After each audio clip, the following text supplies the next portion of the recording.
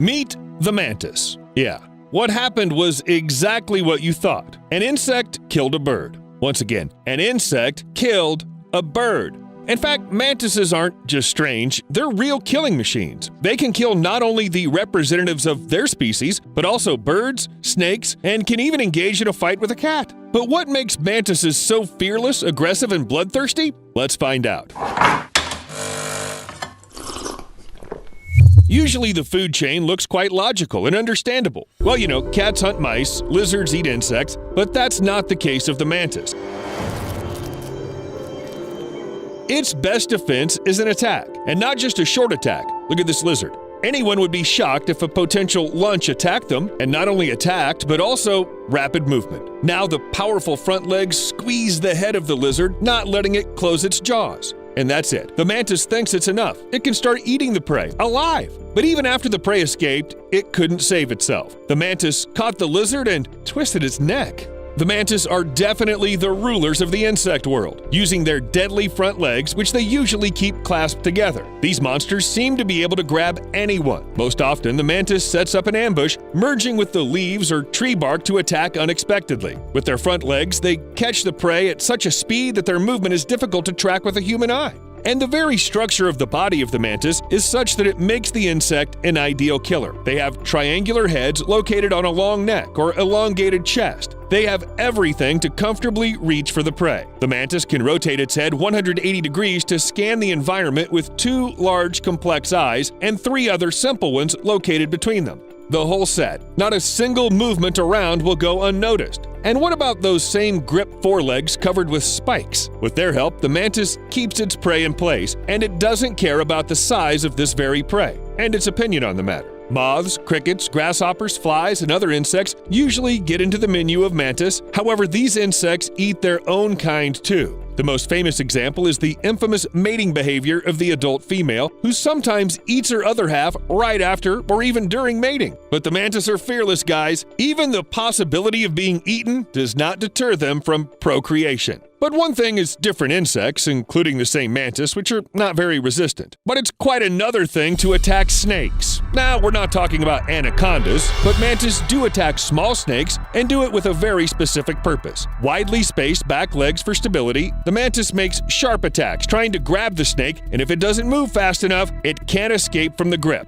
Of course, the snakes are trying to resist by wrapping themselves around the mantis. They must have not seen what happened to the lizard. These insects know exactly what they do, and they try to get to the head of the prey. And when they do, they start to eat. And it doesn't matter that the snake is still hoping for salvation. So who else is on the menu of the mantis? Mice. Even if these mice are the size of the mantis itself. Remember the lizard? Yes, for the mantis, it's not a huge, dangerous opponent, but rather, ooh, how much food? What can we say about some little mouse? The scheme's about the same: an unexpected throw, powerful spiked legs, squeezing the prey, unsuccessful attempts to get free, and a slow meal right during the fight. The mouse is still twitching, but the mantis doesn't care anymore. It's already started dinner. And this is not a sight for the faint of heart. Got goosebumps. But because of their voracity, the mantis is sometimes used as a natural remedy for pest control. Where the mantis live, you don't need to wait for the invasion of mice or cockroaches, for example. However, because predators eat indiscriminately, they can eat as many good beetles as bad ones. There's a very thin line between the extermination of pests and a full garden of mantis. There's a very thin line between the extermination of pests and a garden full of mantis, where there's no one left at all. But back to that poor bird from the beginning of the video. Now you probably understand that it's not the first and not the only unusual victim of these insects, and the behavior of this particular mantis is absolutely typical. As I said before, the mantis aren't the type of predators who chase their prey like lions on the savannah. Most often, they attack from an ambush. Some of the mantis are well camouflaged, while others expect to stay still until their prey appears or until it gets too close. However, the hummingbird on the video was lucky. According to the description, both it and the mantis survived. And this bird was also saved through human intervention. If it's not for a fateful, kick on the mantis, the world would be one hummingbird less. Well, no one saved these ones, for example. They didn't notice the danger, flew too close, and, by the way, note that the mantis sits on a special hummingbird feeder. That is, they know exactly where to hunt. Some species may even run on the ground in search of prey, but much more often the mantis hide and wait until the food reaches them. Yep, their food's delivered just like a pizza. But the mantis didn't know just where to hunt. They also calculate exactly the strength, speed, and distance of each throw. This is unusual for insects. For a long time, scientists believed that the mantis moved as if on the same program, like a winding toy, and if the prey falls into the capture or not, it's just a matter of luck. But a number of experiments have proved that the mantis really regulates the speed of impact depending on how fast the target moves. Sometimes, realizing that the speed was calculated incorrectly, they stop, then immediately correct their mistake. I want to say that if it wasn't for slow motion, we would never have known about it. Try to keep track of its movements. You know, the more I learn about the mantis, the more I think they are the universal hunter. Pretty small, but universal. Here a mantis is catching a fish. The poor thing doesn't even try to resist. What is going on? Insects shouldn't eat fish. Well, try to tell them that. And here's a mantis eating a frog. Despite the desperate attempts to get out, the frog hopes to tell it something like this: "Insects don't eat amphibians. You've got things all mixed up." But it's unlikely that the mantis cares. It's hungry. You know, they're like honey badgers, but insects. Hornet for lunch? Sure, yummy. And remember the mantis from Kung Fu Panda?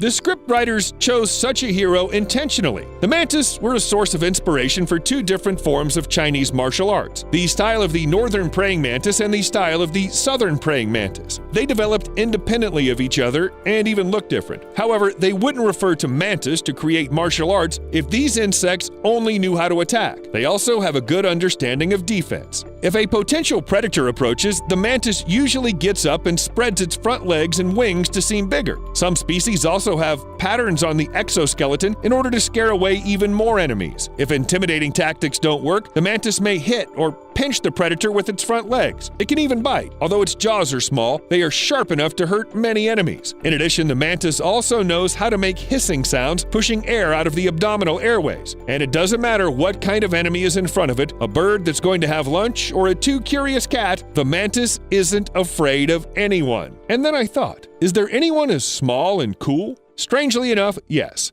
There's an underwater brother of the mantis, a mantis shrimp.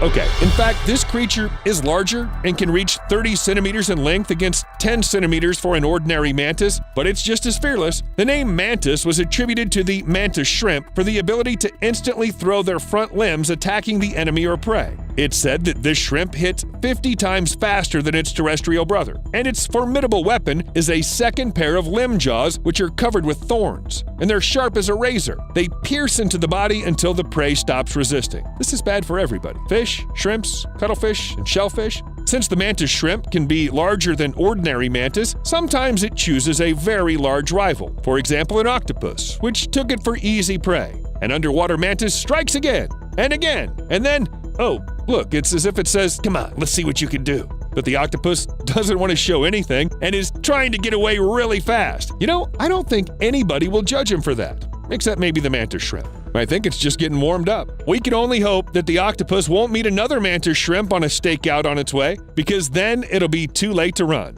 Perhaps the only marine inhabitant that can compete with the mantis shrimp in its strange coolness is a snapping shrimp. They look quite usual, and they also have claws of different sizes, which can reach half the length of a not very large body. But it's in the larger claw where all the superpower of the snapping shrimp hides. When it feels that its prey is nearby, it opens the top of its large claw, allowing water to penetrate into a small chamber in the bend. Then at the right moment, it pushes the water out of the chamber with pressure. This happens so fast that bubbles are formed. And not bubbles that anyone can create by blowing into the water. These bubbles accelerate at almost 100 kilometers an hour, just fast enough to stun or kill the prey. When the bubbles burst, they make a snap sound. That's how the shrimps get their name. Because the bubbles burst loudly, I mean really loudly, the volume of the snaps of some species can go up to 210 decibels. That's more than a gunshot, which is 140 to 175 decibels. Both the mantis and their underwater relatives, of course, are striking. But I wouldn't be surprised if I go through the sources to find someone even cooler. Do you want to know who that could be? Well, subscribe to this channel or you'll miss everything. And of course, likes and comments will only make me happy. We'll see you later.